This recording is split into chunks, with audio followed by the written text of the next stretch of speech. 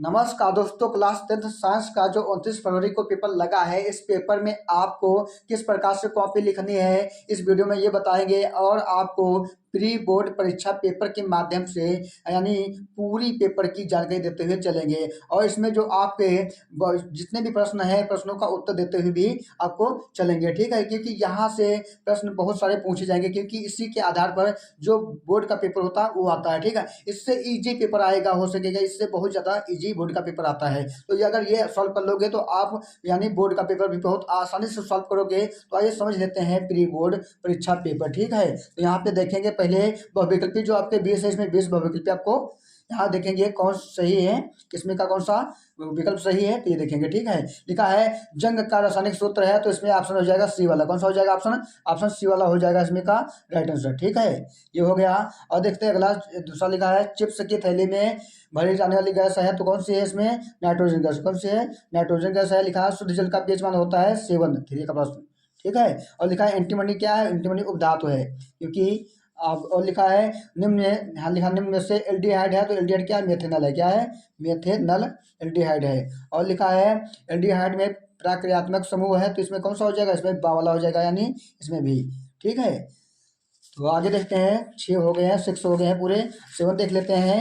लिखा है हाँ एसीटोन का IUPAC नाम है, तो इसमें कौन सा हो जाएगा? एसीटोन का प्रोपेनोन हो जाएगा। क्या हो जाएगा?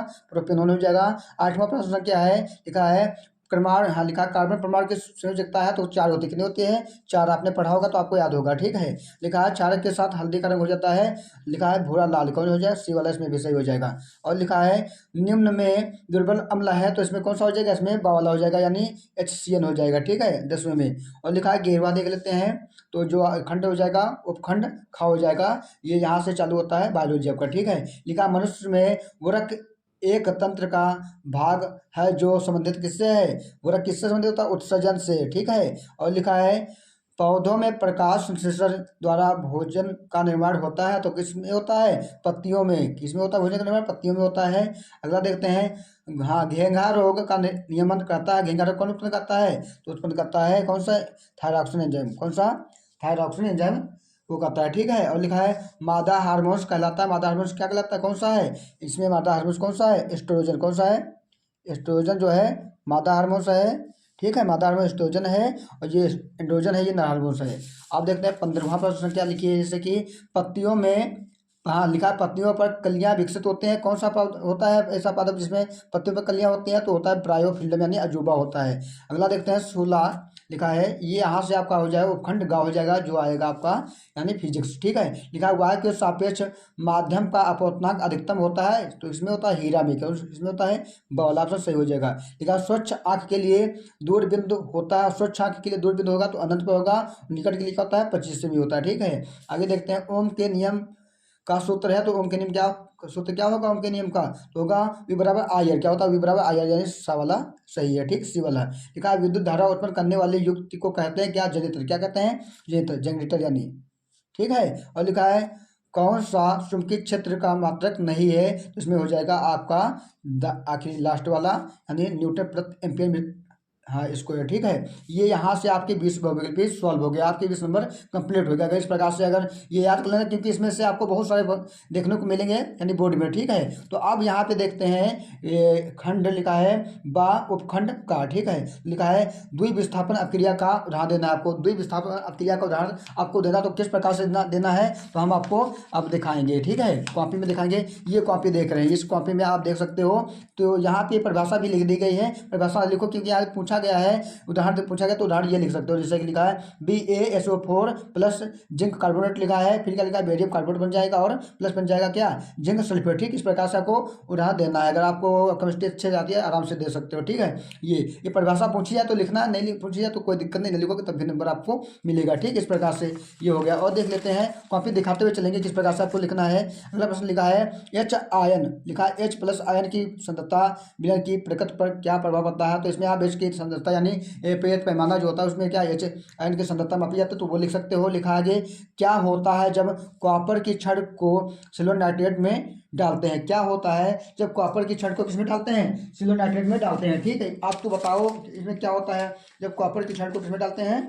सिल्वर नाइट्रेट में डालते हैं, तो क्या होता है बताइए। अच्छा, तो आपको बताना है, इसमें सही से बता रहे हैं भी हम आपको, तो इसमें आपका हो जाएगा,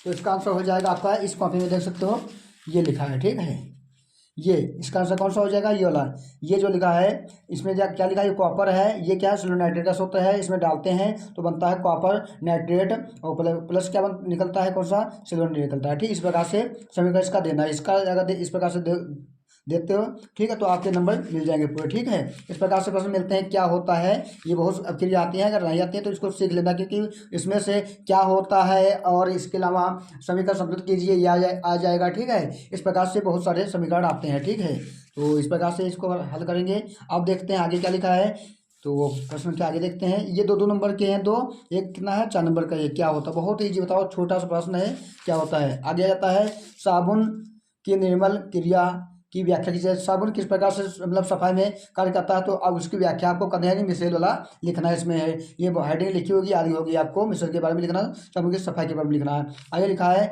सजीवों तथा निर्जीवों में दो प्रमुख अंतर लिखिए। सजीव और निर्जीव में दो प्रमुख अंतर लिखने हैं, दो, और यहाँ पे आपको कॉपी हम दिखाएंगे किस प्रकार से लिखने हैं वो बताएंगे। ठीक है, कॉपी के माध्यम से।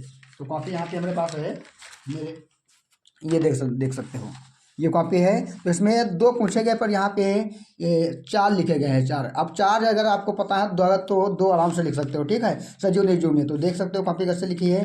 तो इसमें लिखा है, सजीव का शारीरिक आकार का बदलता है। ठीक है, निर्जीव का शारीरिक आकार में कोई परिवर्तन नहीं होता है। ठीक है, और लिखा, सजीव में प्रजनन क्षमता होती है, निर्जीव में प्रजनन क्षमता नहीं होती है, और सजीव को भोजन तथा ऑक्सीजन की आवश्यकता होती है, निर्जीव को भोजन तथा ऑक्सीजन की आवश्यकता नहीं होती। इस प्रकार से आपको सही आंसर इसका लिख देना है। ठीक है, इस प्रकार से ये भी कॉपी हो गई आपकी हो गई, ये भी प्रश्न क्या हो गया। ठीक है, अब आगे लिखा है, प्रतिवर्ती क्रिया में मस्तिष्क की क्या भूमिका होती है? तो प्रतिवर्ती क्रिया में मस्तिष्क की क्या भूमिका होती है, ये आपको पता होना चाहिए, क्योंकि ये भी बहुत प्रश्न पूछाता है। अगर ये नहीं पता है तो आपके नंबर कट जाएंगे, तो आपको ये भी पता होना चाहिए अच्छे से, क्योंकि ये प्रश्न बहुत बार पूछा गया है, बहुत बार। ठीक है, तो ये आपको पता होना चाहिए। तो हम आपको दिखाएंगे कि इसका सही आंसर क्या होगा, तो वो दिखाएंगे आपको।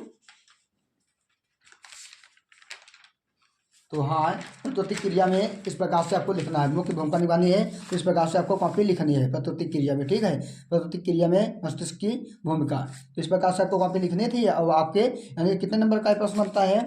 ये प्रश्न आपका बनता है कितने नंबर का है? ये प्रश्न आपका है 4 नंबर का। बताओ, 4 नंबर का है, छोटा सा प्रश्न बिल्कुल है। ठीक है, इस प्रकार से लिखनी है। तो देख लेते हैं, अगर याद होगा तो अच्छी बात है आपको। और लिखा है, एक तंत्रिका, हाँ लिखा, एक तंत्रिका कोशिका की संरचना बनाइए तथा इनके कार्यों का वर्णन कीजिए। आप क्या करना है, एक तंत्रिका कोशिका, तो बताओ कि तंत्रिका कोशिका बहुत बार पूछा गया है, और आपको ये आना भी चाहिए, क्योंकि यही प्रश्न ऐसे प्रश्न पूछे जाते हैं बोर्ड एग्जाम में। ठीक है, अगर नहीं आता है तो आपके नंबर कटेंगे, पक्का कटेंगे।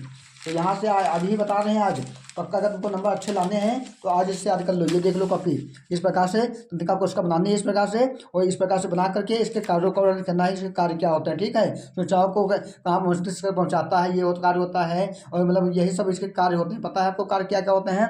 सूचनाओं को मस्तिष्क तक पहुँचाता है, और इसके अलावा यह हमारे शरीर में ऐच्छिक अनैच्छिक क्रियाओं का नियमन करता है। इस प्रकार से इसके कार्य लिखने हैं। ठीक है, ये हो गया। अब आगे देखते हैं इसके आगे। अब प्रश्न संख्या आ जाएगी आपकी, ये हो गया इसमें, और लिखा है फिर आ जाएगा अब उपभाग गा। लिखा, अवतल दर्पण के मुख्य फोकस की परिभाषा लिखिए। इसकी परिभाषा लिखनी है। मैक्सवेल के दक्षिणावर्त के पेंच का नियम लिखना है आपको, तो इसका नियम लिखना है। तो इसका नियम बहुत है, बताओ ये प्रश्न आया कि नहीं? 4 नंबर में है, और लिखना तो आपको बस इतना था, ये लिखना था बस, 4 नंबर में पूछा गया है। अगर इस प्रकार से लिखते हो तो आपको पूरे नंबर मिलेंगे। ये हो गया आपका। अब आखिरी प्रश्न आता है आपका, ग्रीन हाउस प्रभाव पर टिप्पणी लिखिए। तो आपको इस पर टिप्पणी लिखनी है, और ये भी बहुत कोई बड़ा प्रश्न नहीं है, ये भी बहुत छोटा है, तो इस पर आराम से लिख सकते हो। ठीक है, तो इस प्रकार से आपको पेपर पूरा हल करना है।